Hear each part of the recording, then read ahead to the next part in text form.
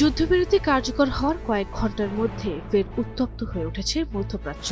লেবাননে ইসরায়েলি হামলার অভিযোগে নতুন করে তৈরি হয়েছে অনিশ্চয়তা ও শঙ্কা। মার্কিন প্রেসিডেন্ট ডোনাল্ড ট্রাম্প ঘোষিত 10 দিনের যুদ্ধবিরতি শুরুর পরপরই লেবাননের সেনাবাহিনী দাবি করেছে, দক্ষিণ লেবাননের সীমান্তবর্তী বেশ কয়েকটি গ্রামে ইসরায়েলি হামলা ও গোলাবর্ষণের ঘটনা ঘটেছে।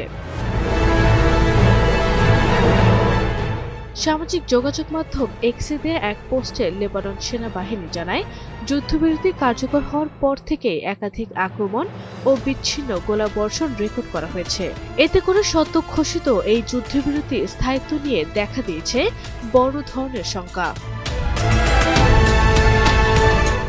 এই যুদ্ধবিরতির আওতায় সশস্ত্র গোষ্ঠী হিজবুল্লাহ অন্তর্ভুক্ত রয়েছে, তবে হামলার অভিযোগ পরিস্থিতিকে আরও জটিল করে তুলেছে বলে মনে করছেন বিশ্লেষকরা।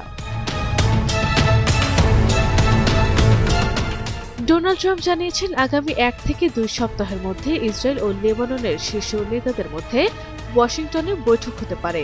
দীর্ঘ 34 বছর পর এটি হতে যাচ্ছে দুই দেশের নেতাদের প্রথম সরাসরি আলোচনা। এদিকে চলমান সহিংসতার কারণে দক্ষিণ লেবাননের বাসিন্দাদের এখনই ঘরে না ফেরার আহ্বান জানিয়েছেন দেশটির সেনাবাহিনী। নিরাপত্তা পরিস্থিতি স্বাভাবিক না হওয়া পর্যন্ত সতর্ক থাকার নির্দেশ দেওয়া হয়েছে। লেবাননের স্বাস্থ্য মন্ত্রণালয়ের তথ্য অনুযায়ী সাম্প্রতিক ইসরায়েলি হামলায় নিহতের সংখ্যা ইতিমধ্যে 2000 ছাড়িয়েছে।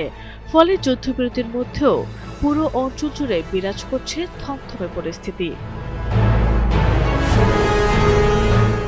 যুদ্ধবিরতির মধ্যেই হামলার এই অভিযোগ মধ্যপ্রাচ্যে স্থিতিশীলতা নিয়ে নতুন করে প্রশ্ন তুলেছে। পরিস্থিতি কোন দিকে মোড় নেয় সেদিকেই এখন সবার নজর। আরব ইসলাম হিমু, এনটিভি অনলাইন।